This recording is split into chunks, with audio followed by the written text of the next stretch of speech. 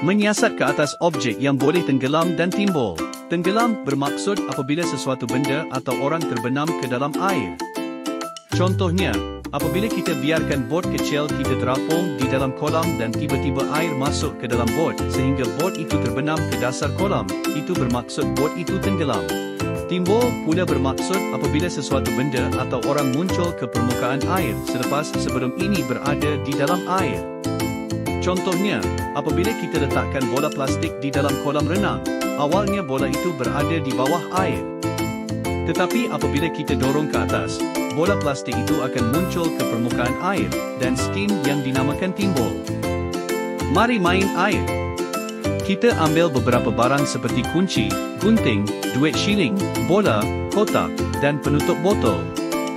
Kemudian, kita akan tengok sama ada barang-barang ini boleh terapung atau tenggelam dalam air.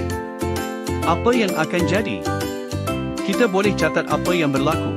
Mari kita tengok barang yang besar dan yang kecil. Adakah barang yang besar atau yang berat akan terapung atau tenggelam?